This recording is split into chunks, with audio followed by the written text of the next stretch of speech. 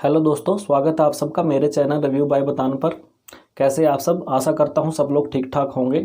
तो चलिए आज की वीडियो की शुरुआत करते हैं। आज की वीडियो में हम एक बेसिक सी बीमारी के बारे में जानने वाले हैं, जो कि है जी मचलाना या फिर किसी कारण से पेशेंट को उल्टियाँ होना।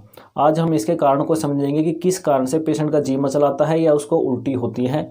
तो चलिए आज की वीडियो की शुरुआत करते हैं। चलिए जानते हैं आसान भाषा में। जब हम खाना खाते हैं, खाना खाने के बाद सबसे पहले खाना खाने की नली में जाता है। नली से होता हुआ खाना खाने की थैली में प्रवेश करता है। जब खाना खाने की नली से खाने की थैली में प्रवेश करता है तो बीच में एक डोर लगा होता है, जो कि हमारा वन वे डोर माना जाता है। यानी कि इसमें सिर्फ खाना अंदर की तरफ जा सकता है, यानी कि खाना सिर्फ नली से होता हुआ खाने की थैली तक जा सकता है, खाने की थैली से वापस नहीं निकल सकता। ये सिर्फ वन वे दरवाज़ा माना जाता है। लेकिन कुछ कारणों की वजह से इस डोर को कुछ नुकसान पहुंच जाता है, जिसके बाद खाना वापस आने की संभावना भी बन जाती है। यानी कि ये डोर वन वे ना होकर टू वे बन जाता है, जिसके कारण पेशेंट का जी मचलाता है और उसको पेशेंट को उल्टियाँ भी होती है।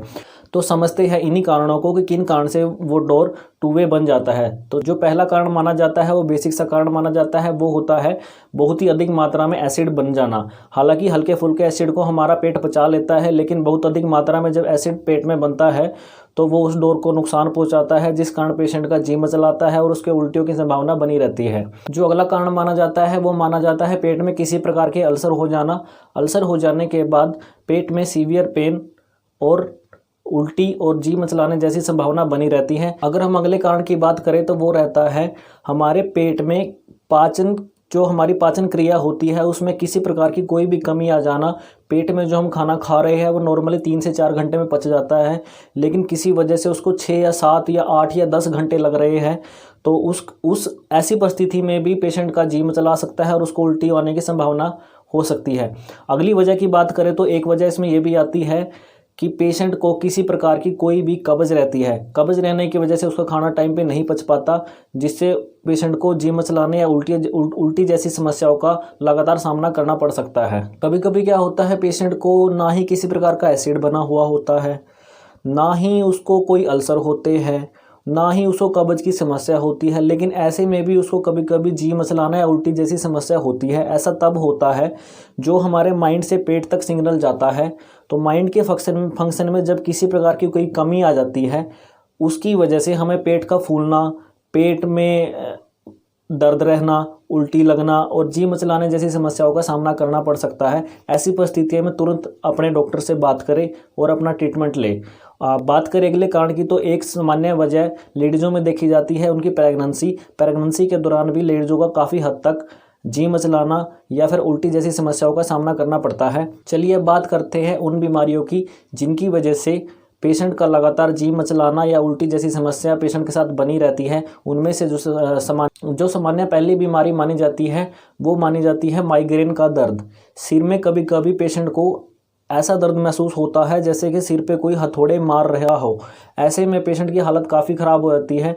इस माइग्रेन के दर्द की वजह से उसके पेट पे भी असर पड़ता है, उसको जी मचलाना या उल्टी जैसी समस्याओं का सामना करना पड़ सकता है। अगली बीमारी की बात करें तो वो रहती है बीपी का बढ़ना या हार्ट की रेट में किसी प्रकार की कोई भी गड़बड़ हो जाना। बीपी के बढ़ने पर या बीपी के घटने पर भी पेशेंट को जी मचलाना या उल्टियों का सामना करना पड़ता है। ऐसे ही जब हार्ट की रेट में कोई गड़बड़ होती है तो पेशेंट को जी मचलाने और चक्कर आने और उल्टियों जैसी समस्याओं का सामना करना पड़ सकता है। बात करें अगली बीमारी की, तो वो रहती है लीवर या किडनी से जुड़ी कोई भी बीमारी अगर पेशेंट को होती है तो उस बीमारी के सीवियर होने पर पेशेंट को जी मचलाना या उल्टी जैसी समस्याओं का सामना करना पड़ता है। बात करें अगली बीमारी की, तो वो रहती है बॉडी में किसी प्रकार का कोई भी इन्फेक्शन हो जाना।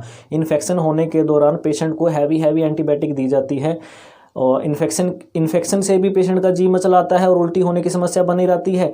वहीं पर जब पेशेंट को हैवी एंटीबायोटिक दी जाती है तो उसके रिएक्शन के दौरान पेशेंट को जी मचलाना या उल्टी जैसी समस्या नॉर्मली हो सकती है।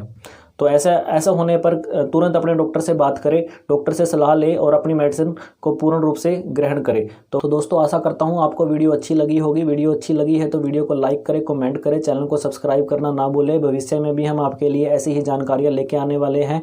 तो दोस्तों बने रहिए हमारे साथ, ऐसे ही अपना प्यार बनाए रखिएगा।